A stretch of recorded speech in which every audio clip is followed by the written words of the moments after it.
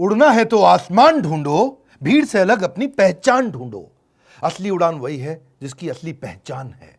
आज वही बात करने वाला हूं कि कैसे सारे कंपटीशन को खत्म करके एक ब्रांड मोनोपोली क्रिएट करता है। नमस्कार, मैं Vivek Bindra, founder and CEO बड़ा बिजनेस.com। बड़ा बिजनेस बड़ा कैसे करें, ऐसा सॉलिड प्रीमियम कंटेंट देने वाला हूं फ्री में। कम ऑन, यूट्यूब पे मेरे साथ रहना। व्रियो फ्रेमवर्क, एक ऐसी स्ट्रैटेजी जो बिजनेस की शुरुआत में हर आदमी को समझनी चाहिए। 4 बातें बताऊंगा इस फ्रेमवर्क में। वी मतलब वैल्यूएबल, आर मतलब रेयर, आई मतलब इनइमिटेबल, वो जिसको कॉपी ना कर सके, और ओ मतलब ऑर्गेनाइज स्केल। देखो, जो वैल्यूएबल चीज है उससे कॉम्पिटिटिव एडवांटेज आती है। अगर आप बहुत वैल्यूएबल हैं, कॉम्पिटिशन का गेम ओवर।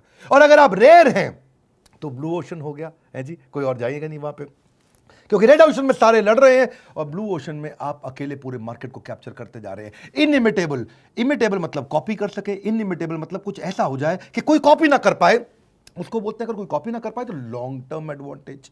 एक था कॉम्पिटिटिव एडवांटेज, एक है लॉन्ग टर्म एडवांटेज, और चौथा है ऑर्गेनाइज्ड, यानी कि स्केल आ जाए। और स्केल का मतलब क्या हुआ? Sustainable advantage. ये 4 बातें जिसने सीख ली, यही मैं आज आपको 10 से ज्यादा केस स्टडी दूंगा। बहुत तेजी के साथ बने रहना मेरे साथ में। स्ट्रैटेजिक प्लानिंग अगर करने वाले हो, शुरुआत में Harvard, Stanford, London school of business, INSEAD जितने या वॉटन सबसे बढ़िया बिजनेस स्कूल्स यही सिखाते हैं, जो मैं आपको हिंदी में साधारण भाषा में बिना गैस के सीधा कंटेंट टक टक टक टक टक देता हूं। नया बिजनेस शुरू कर रहे हो या नई इंडस्ट्री में एंटर करने वाले हो, याद रखना, your competitive advantage must be perceivable and purchasable. याद रखना, परसीवेबल एंड परचेजेबल, वो जो दिमाग में भी आता हो, वो जिसके लिए आदमी पैसा भी देने को तैयार हो जाता हो। एक सलमान खान क्या बोला मेरे बारे में? इतना मत सोचना, दिल में आता हूं, समझ में नहीं आता।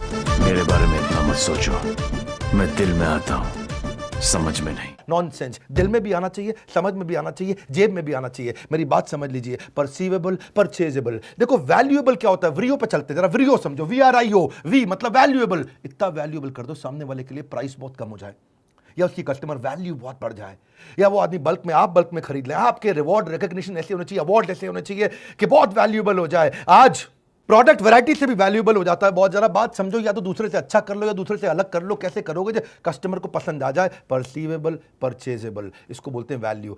फिर रेयर, आर, ऐसा कुछ रेयर कर दो, मशीन ही अलग है रेयर, आपकी काम ही अलग हो जाए। प्रोसेस आपने बड़ा रेयर बना दिया, कैपेसिटी पूरी यूटिलाइज कर दी, स्टैंडर्डाइज इतना कर दिया, मैन पावर को एफिशिएंट बना दिया।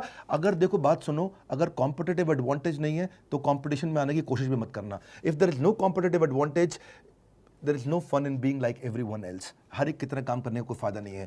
देखिए, इनइमिटेबल क्या होता है? कोई आपको कॉपी ना कर पाए, या तो आपके पास नेटवर्क इतना बड़ा हो जाए कोई कॉपी ना कर पाए। फेसबुक का नेटवर्क कोई कॉपी नहीं कर पा रहा है। ज्योग्राफी इतनी हो जाए पूरी दुनिया में आप छा गए। पेटेंट लाइसेंस आपके पास ऐसे हैं कोई कॉपी ना कर पाए। टेक्नोलॉजी आप ऐसी ले आए कोई कॉपी ना कर पाए। ऑर्गेनाइज स्केल, ओ आखिरी में ऐसा सिस्टम बना दो कि आप रीजनल राजा ना रह जाए, ग्लोबल राजा बने। एक रीजनल राजा से ग्लोबल राजा। Organize management system, culture, process, structure ऐसा हो जाए। Organizational health is single greatest competitive advantage in any business. इतना बढ़िया जिसकी ऑर्गेनाइजेशन है, उसको कोई ठोक नहीं सकता, उसको कोई परेशान नहीं कर सकता। स्केल ऑफ ऑपरेशन बड़ा होता है, ग्रोथ इन साइज हो जाता है, एफिशिएंसी बढ़ जाती है।